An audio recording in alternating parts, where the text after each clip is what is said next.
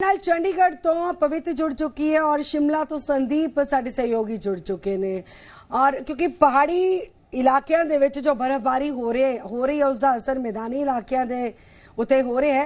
इसलिए पहला संदीप ਦਾ रुख करांगे। पहाड़ी इलाकों ਦੇ ਵਿੱਚ संदीप की कहंदे मौसम ਦਾ मिजाज।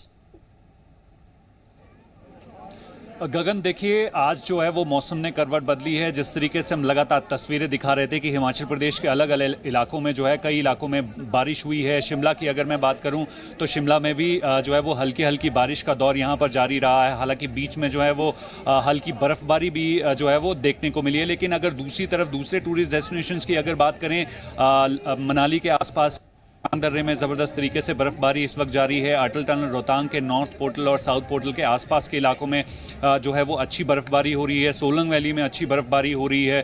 अगर चंबा के की बात करें तो वहां पर भी भरमौर और पांगी के इलाकों में जो है वो ऊंचाई वाले इलाकों में जो है वो बर्फबारी हो रही है। साथ साथ तस्वीरें जरूर दर्शकों को दिखाते चलें, क्योंकि यहाँ पर जो है हम एक ऐतिहासिक रिज में मौजूद हैं। शाम का समय है और तापमान की अगर बात करें तो ठंड जो है वो लगातार बढ़ती जा रही है। लेकिन खूबसूरत नज़ारा जो है बेशक दिखाने की हम यहाँ कोशिश कर रहे हैं कि फाउंटेन के पास जो है टूरिस्ट की चहलकदमी इसी तरीके से रहती है। दिन में ही ये इलाका बेहद खूबसूरत दिखाई देता है, क्योंकि ये रिज जो है ऐसी जगह पर लोकेटेड है जहाँ पर शिमला के दोनों तरफ की वैली को जो है वो निहारने के लिए टूरिस्ट यहाँ पर पहुँचते हैं। कुछ एक टूरिस्ट से भी बात कर लेते हैं गगन, क्योंकि बात करना जरूरी है। क्या नाम है आपका, कहाँ से हो? अमिता, चंडीगढ़ से।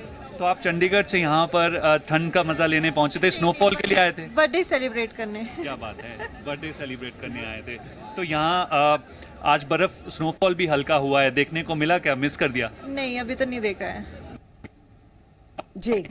अभी तो हम तो लेट आए, अभी जस्ट पहुंचे, रात का व्यू देख रहे हैं, फिलहाल देखेंगे। कल तक रुके हैं यहाँ पे।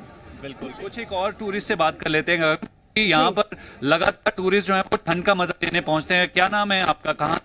हम लोग सब कोलकाता से आए, वेस्ट बंगाल से सब लोग आए। तो यहाँ पर स्पेशली प्लान की थी छुट्टियाँ की न्यू ईयर के लिए मनाने के लिए आए थे हम लोग इधर पे। सबको आगे से बुकिंग था, 2 महीना पहले से बुक कर लिया कि न्यू ईयर इधर ही मनाना है। अब वेट क्या कर रहे हो कि स्नोफॉल हो जाए तो न्यू ईयर और अच्छे से? स्नोफॉल हो जाए तो ना मजा आएगा, उतना और मजा आ जाएगा। स्नोफॉल आए तो बहुत अच्छा होगा, मजा ही मजा। गगन, ये टूरिस्ट हैं, इनके चेहरे की खुशी देखकर आप समझ सकते हैं कि दूर दूर से यहाँ पर पहुँचते हैं, क्योंकि पहाड़ों पर इसीलिए सैलानी पहुँचता है ताकि बर्फबारी देखने को मिल जाए। और न्यू ईयर सेलिब्रेशन जिस तरीके से यहाँ पर मनाया जाता है तो उसकी खूबसूरत तस्वीर जो है वो 31 तारीख को उन खूबसूरत पलों का लुत्फ लेने के लिए सैलानी जो है दूर दूर से यहाँ पर आते हैं। संदीप, इसके साथ क्या स्थानीय प्रशासन की तरफ से कोई एडवाइजरी जारी की गई है, क्योंकि रास्तों पर बहुत फिसलन हो जाती है पहाड़ी इलाकों पर? बिल्कुल गगन, देखिए जिस तरीके से मौसम खराब चल रहा है और एडवाइजरी जो है वो ज़रूर मौसम विभाग की तरफ से दे दी गई है। जो भी सैलानी जो हैं वो ऐसे इलाकों को चूज ना करें जो 8000 फीट से ज़्यादा की ऊंचाई पर हैं, क्योंकि वहां पर तमाम ऐसे इलाकों में बर्फबारी का दौर जारी है। एडवाइजरी के तौर पर जो है वो प्रशासन की तरफ से लगातार ये जानकारी दी जा रही है कि रात के समय में थोड़ा सा जो है सफ़र करने से बचें। और कई ऐसे इलाके हैं जहाँ पर ब्लैक आइसिंग जो है वो सबसे बड़ी परेशानी रहेगी, क्योंकि आज जिस तरीके का मौसम रहा है, जाहिर तौर पर अगर मौसम साफ अगले 24 घंटों के बाद जो मौसम साफ होता है तो उसके बाद टेम्परेचर जो है वो sub-0 डिग्री सेल्सियस के आसपास पहुंचेगा। तो जिसके बाद सड़क पर जो है वो ब्लैक आइसिंग की समस्या रहती है और कई सारे सैलानी जो हैं वो इसके बारे में जानकारी नहीं रखते हैं और अपने वाहनों से यहाँ पर घूमने के लिए पहुंचते। तो ऐसे में अगर कुछ बातों का ख्याल रखें तो उनकी छुट्टी जो है वो सुरक्षित तरीके से जो है वो मन सकती है, क्योंकि इस वक्त सबसे ज्यादा जो बर्फबारी का दौर है वो मनाली वाले इलाकों में हो रहा है और वहां पर एहतियातन तौर पर जो है वो सैलानियों को सोलंग वैली पर ही रोका जा रहा है। और उसके आगे का डेस्टिनेशन अटल टनल रहता है, तो वहां पर भी बर्फबारी के बाद जो है वो फिसलन बढ़ जाती है। तो सैलानियों के लिए लगातार प्रशासन एडवाइजरी जारी कर रहा है और भारी पुलिस बल जो है अलग अलग टूरिस्ट डेस्टिनेशन पर जो है वो तैनात कर दिया गया है, ताकि सैलानियों को किसी भी तरीके की परेशानी ना हो, क्योंकि ट्रैफिक की समस्या काफी रहती है। तो ऐसे में लगातार जो है वो ट्रैफिक मैनेज करने के लिए एक बड़ा पुलिस दल जो है वो हिमाचल प्रदेश के अलग अलग कोनों में लगा दिया गया है। और दूसरी तरफ एक राहत की खबर यह भी है कि 24 घंटे अब नेशनल हाईवे हो या फिर तमाम टूरिस्ट डेस्टिनेशन हो, वहां पर ढाबे और रेस्टोरेंट जो हैं वो सैलानियों के लिए सर्विस देने के लिए खुले रहेंगे और उसकी अवधि 2 जनवरी तक रखी गई है। इसके अलावा कई ऐसे डेस्टिनेशन जिनमें मनाली है, वहां पर जो है 7 से 8 तारीख तक जो है वो ये सर्विस जो है वो ओपन करने का फैसला इस बार जो अच्छी है वो सरकार की इंफॉर्मेशन तरफ से आपने ले लिया शेयर गया की। है। आप संदीप बने रहिए कि मैं आपके पास वापस आऊंगी। और चंडीगढ़ तो सूबाई राजधानी चंडीगढ़ तो पवित्र कौर साडे नाल जुड़ चुकी है। पवित्र पहाड़ी इलाकों ਦੇ ਵਿੱਚ जो बर्फबारी हो रही है उसका कितना असर मैदानी इलाके ਦੇ ਵਿੱਚ ਦੇਖਣ ਨੂੰ ਮਿਲ ਰਿਹਾ, कितना तापमान दर्ज किया गया, कि स्थानक प्रशासन ਦੇ ਵੱਲੋਂ ਉੱਥੇ ਕੋਈ ਐਡਵਾਈਜ਼ਰੀ ਜਾਰੀ ਕੀਤੀ ਗਈ है? जी बिल्कुल गगन, ਅੱਜ ਸਵੇਰ ਤੋਂ ਹੀ ਪੰਜਾਬ ਤੇ ਉਹਦੇ ਨਿਕੜੇ ਇਲਾਕਿਆਂ ਵਿੱਚ ਜਿਹੜਾ ਹੈ ਹਲਕੀ ਬੂੰਦਾਬਾਂਦੀ ਤੇ ਕਿਤੇ ਕਈ ਇਲਾਕਿਆਂ ਦੇ ਵਿੱਚ ਤੇਜ਼ ਬੂੰਦਾਬਾਂਦੀ ਕਰਕੇ ਦੇਖਣ ਨੂੰ ਬਾਰਿਸ਼ ਬਹੁਤ ਜ਼ਿਆਦਾ ਸੀ। ਤਾਂ ਅਸਰ ਸਾਫ਼ ਤੌਰ ਤੇ ਹੈ, ਠੰਡ ਤੇ ਪਊਗਾ। IMD ਤੇ ਮੌਸਮ ਵਿਗਿਆਨਕ ਉਹਨਾਂ ਦਾ ਕਹਿਣਾ ਇਹੀ ਹੈ ਕਿ ਇਸ ਮੀਂਹ ਦੇ ਨਾਲ ਜਿਹੜੇ ਧੁੰਦ ਦਾ ਜਿਹੜਾ ਅਸਰ ਹੈ, ਜਿਹੜਾ ਸਿਲਸਿਲਾ ਲਗਾਤਾਰ ਚੱਲ ਰਿਹਾ ਕੁਝ ਦਿਨਾਂ ਦੇ ਵਿੱਚ, ਉਹਦੇ ਵਿੱਚ ਜਿਹੜੀ ਹੈ ਕਮੀ ਦੇਖਣ ਨੂੰ ਮਿਲੂਗੀ। ਕਾਫੀ ਇਸ਼ੂ ਜਿਹੜਾ ਹੈ ਕੁਝ ਹਫ਼ਤੇ ਤੋਂ ਬਹੁਤ ਜ਼ਿਆਦਾ ਧੁੰਦ ਜਿਹੜੀ ਹੈ ਮੈਦਾਨੀ ਇਲਾਕਿਆਂ ਦੇ ਵਿੱਚ ਪੈ ਰਹੀ ਸੀ, ਚਾਹੇ ਉਹ ਚੰਡੀਗੜ੍ਹ ਦੀ ਗੱਲ ਹੋਵੇ, ਚਾਹੇ ਉਹ ਮੋਹਾਲੀ ਦੀ ਗੱਲ ਹੋਵੇ, ਜਿਹਦੇ ਕਰਕੇ ਜਿਹੜੇ ਟਰੈਵਲਰ ਸੀਗੇ, ਵਾਹਨ ਚਾਲਕ, ਉਹਨਾਂ ਨੂੰ ਕਾਫੀ ਪਰੇਸ਼ਾਨੀ ਦਾ ਜਿਹੜਾ ਸਾਹਮਣਾ ਕਰਨਾ ਪਿਆ। ਠੰਡ ਦੇ ਵਿੱਚ ਵੀ ਇਜ਼ਾਫਾ ਹੋਇਆ। ਹਾਲਾਂਕਿ ਮੌਸਮ ਵਿਗਿਆਨਕਾਂ ਦਾ ਇਹੀ ਕਹਿਣਾ ਕਿ ਆਉਣ ਵਾਲੇ ਦਿਨਾਂ ਦੇ ਵਿੱਚ ਇਸ ਮੀਂਹ ਤੋਂ ਬਾਅਦ ਜਿਹੜਾ ਠੰਡ ਹੈ ਉਹਦੇ ਵਿੱਚ ਕਿਤੇ ਨਾ ਕਿਤੇ ਕਮੀ ਜਿਹੜੀ ਉਹ ਦੇਖਣ ਨੂੰ ਮਿਲੂਗੀ। ਧੁੰਦ ਦਾ ਕਹਿਰ ਖਾਸਾ ਦੇਖਣ ਨੂੰ ਮਿਲਿਆ ਪਿਛਲੇ ਦਿਨਾਂ ਦੇ ਵਿੱਚ, ਕੀ ਧੁੰਦ ਉਸੇ ਤਰ੍ਹਾਂ ਨਜ਼ਰ ਆ ਰਹੀ ਹੈ? ਅੱਜ ਅਗਰ ਤੁਹਾਨੂੰ ਦੱਸ ਦਈਏ ਕਿ ਅੱਜ ਧੁੰਦ ਦੇ ਵਿੱਚ ਕਾਫੀ ਕਮੀ ਜਿਹੜੀ ਉਹ ਦੇਖਣ ਨੂੰ ਮਿਲੀ, ਕਿਉਂਕਿ ਸਵੇਰ ਤੋਂ ਹੀ ਬਾਰਿਸ਼ ਹੋ ਰਹੀ ਸੀ। ਅੱਜ ਵਿਜ਼ਿਬਿਲਿਟੀ ਕਾਫੀ ਠੀਕ ਹੈ ਅਗਰ ਅਸੀਂ ਕੰਪੇਅਰ ਕਰੀਏ ਪਿਛਲੀ 2 ਦਿਨਾਂ ਤੋਂ। ਦਿਨ ਦੇ ਵਿੱਚ ਵੀ ਅੱਜ ਧੁੰਦ ਜਿਹੜੀ ਹੈ ਸਵੇਰ ਦੇ ਟਾਈਮ ਤੇ ਸਵੇਰ ਤੇ ਸੀਗੀ, ਉਸ ਤੋਂ ਬਾਅਦ ਜਦੋਂ ਮੀਂਹ ਪੈਣਾ ਸ਼ੁਰੂ ਹੋਇਆ, ਅੱਜ ਸ਼ਾਮ ਨੂੰ ਜਿਹੜੀ ਹੈ ਬਹੁਤ ਹੀ ਜ਼ਿਆਦਾ ਡਿਫਰੈਂਸ ਜਿਹੜਾ ਧੁੰਦ ਦੇ ਮਾਹੌਲ ਦੇ ਵਿੱਚ ਉਹ ਦੇਖਣ ਨੂੰ ਮਿਲਿਆ। ਇਸ ਟਾਈਮ ਜਿਹੜੀ ਵਿਜ਼ਿਬਿਲਿਟੀ ਜਿਹੜੀ ਹੈ ਉਹ ਕਾਫੀ ਕਲੀਅਰ ਹੈ, ਜਿਹਦੇ ਕਰਕੇ ਅਸੀਂ ਕਹਿ ਸਕਦੇ ਹਾਂ ਵਿਜ਼ਿਬਿਲਿਟੀ ਕਲੀਅਰ ਹੈ, ਲੇਕਿन ਆਉਣ ਵਾਲੇ ਦਿਨਾਂ ਦੇ ਵਿੱਚ ਸੰਘਣੀ ਧੁੰਦ जो है उसका सामना करना पै सकता है। संदीप, मैं वापस आपके पास आऊंगी। जो घनी जो ये फॉग होती है उस दौरान बहुत सारे सड़की हादसे भी हो गुजरते हैं, तो ऐसे में रिफ्लेक्टर बड़े वाहनों पर खास तौर पर लगे होने बहुत ज़्यादा ज़रूरी है, क्योंकि अक्सर हम खबरें सुनते हैं, ऐसी खबरें आती हैं कि वाहनों पर रिफ्लेक्टर जो है नज़र नहीं आता है। वाहन जो साइड पर खड़ा होता है तो वो वाहन नजर नहीं आता है क्योंकि रिफ्लेक्टर उस पर नहीं लगा होता है। तो स्थानीय प्रशासन की तरफ से रिफ्लेक्टर्स को लेकर कोई एडवाइजरी जारी की गई है? देखिए गगन, जिस तरीके से धुंध की अगर बात करें तो हिमाचल प्रदेश में 3 ऐसे डेस्टिनेशंस आते हैं, ज़िला आते हैं, जिनमें मंडी, बिलासपुर और ऊना के आसपास के इलाके हैं जहां पर धुंध की जो है वो परेशानी देखने को मिलती है। हालांकि आपने ठीक कहा कि सड़क जिस तरीके से नेशनल हाईवे के आसपास जो हैं कई सारे ऐसे रेलिंग्स पॉइंट्स हैं जहां पर रिफ्लेक्टर्स लगा दिए गए हैं और कई सारे ऐसे आइडेंटिफाइड पॉइंट्स हैं जहां पर मैसेजिंग जो है वो प्रशासन की तरफ से लगातार दी जाती रही है। हालांकि हिमाचल प्रदेश में धुंध का इतना असर देखने को नहीं मिलता है। सबसे ज़्यादा परेशानी जो है वो ब्लैक आइसिंग की रहती है। वो ब्लैक आइसिंग को लेकर जो है वो लगातार लोगों को एडवाइजरी दी जाती रही है और हम भी लगातार जो भी इस वक्त जुड़े हैं दर्शक हमारे, हम यही कहना चाहेंगे कि हिमाचल प्रदेश का अगर आप रुख कर रहे हैं ऐसे इलाकों का जहां पर बर्फबारी होती है तो ब्लैक आइसिंग की समस्या जो है वो सुबह के समय और देर रात के समय होती है, तब जब टेम्परेचर 0 से नीचे चल रहा होता है। तो तमाम ऐसे समय में अगर आप ट्रैवल कर रहे हैं तो ब्लैक आइसिंग को ज़रूर ध्यान पर रखें, क्योंकि कई सारे ऐसे ब्लैक स्पॉट्स हैं जहां पर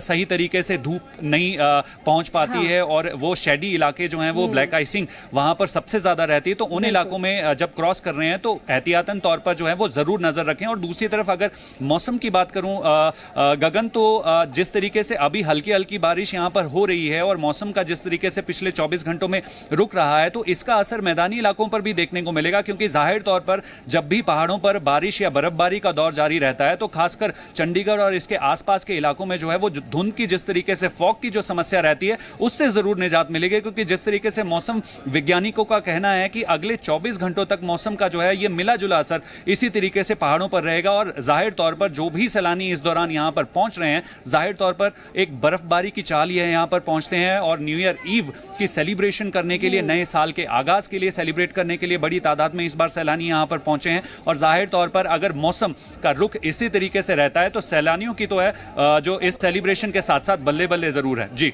बिल्कुल बल्ले बल्ले है, और बल्ले बल्ले तब भी हो जाती है जब होटल संचालक जो है उनकी तरफ से भी कुछ खास ऑफर्स दिए जाते हैं। और न्यू ईयर की ईव मनाने के लिए बड़ी संख्या में यहाँ पर लोग पहुंचे। ऐसे में ये भी जानना बहुत ज्यादा जरूरी हो जाता है संदीप कि लोग जो हैं कैसे यहाँ पर पहुंचते हैं। जैसे ही तो प्रशासनिक स्तर पर जैसे कि आपने बताया कि ढाबों को लेकर, होटल्स को लेकर क्या कुछ ऑफर है, आपने बताया था कि खुले रहेंगे, कब से कब तक खुले रहेंगे। जो दर्शक अभी जुड़े उनके लिए जानकारी शेयर कीजिए।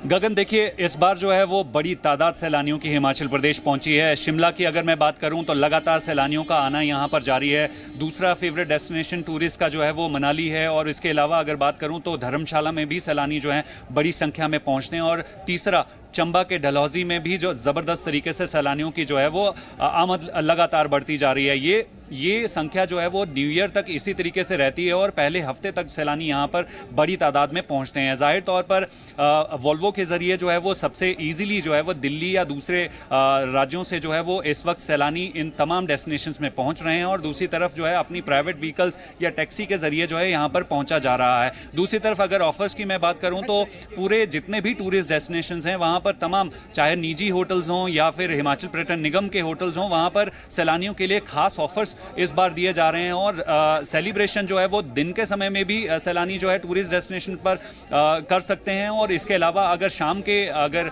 सेलिब्रेशन की बात करें तो कई सारे ऐसे गाला डिनर्स या दूसरे ऑफर्स जो हैं वो सैलानियों के लिए जो हैं इन डेस्टिनेशंस पर रखे गए हैं। कुछ एक टूरिस्ट हैं यहाँ पर, इन्हीं से पूछ लेते हैं, इनसे बात करने की कोशिश कर लेते हैं। जी क्या नाम है आपका, कहाँ से हो? मेरा नाम है रितु शर्मा और मैं जलंधर से हूँ। तो कब यहाँ पर पहुंची हैं, किस तरीके से आसानी से पहुंच पाई या ट्रैफिक बहुत था? नहीं, ट्रैफिक तो बहुत है लेकिन मजा बहुत आया क्योंकि मौसम बहुत अच्छा था। लेकिन अब जो इंतजार है वो हमें फॉग का इंतजार है, जिसके लिए हम 450-500 किलोमीटर दूर से आए, पलवल से हम आए हैं। ये मैडम जलंधर से हैं, तो इंतजार अब फॉग का है हमें। मुझे भी बस उसी का वेट कर रही हूँ मैं, तो यहाँ नहीं मिलेगा। न्यू ईयर सेलिब्रेशन कैसे प्लान किया है कि न्यू ईयर सेलिब्रेट करना कैसे? फॉग हो जाए और फिर एक केक कट करेंगे और आपके थ्रू यहाँ से सबको विश कर देंगे। जी न्यूज़ के थ्रू सबको विश करेंगे। कुछ एक और टूरिस्ट हैं। गगन, सबसे पहले जी खुशी जो है सैलानियों के चेहरों पर यहाँ पर पहुँचने के बाद दिखती है। क्या नाम है आपका, कहाँ से हो? जी सर, मेरा नाम अमित है, मैं झुंझुनू से हूँ। ठंड कैसी है, कैसे मजा लिया जा रहा है शिमला में? ठंड तो एकदम अच्छी है, बाकी स्नोफॉल का इंतजार है हमें, वही देखते हैं इधर। जो भी सैलानी इस वक्त आपको टीवी स्क्रीन पर देख रहा है, जो प्लान कर रहा है, जो भी दर्शक हमारा है, उनको क्या कहना चाहोगे कि हिमाचल प्रदेश आए तो किन बातों का ख्याल रखना चाहिए? एक बात तो सर्दी का थोड़ा ध्यान रखना चाहिए। आप गर्म इलाकों से आओगे तो सर्दी का यहाँ मौसम थोड़ा चेंज है, और स्नोफॉल का वेट कर रहे हैं, स्नोफॉल होने वाली है। जी बिल्कुल। गगन, आप देख सकते हैं कि ये टूरिस्ट हैं, और जाहिर यहाँ पहुँचने के बाद इनके चेहरे की खुशी जो है वो हम देख सकते हैं।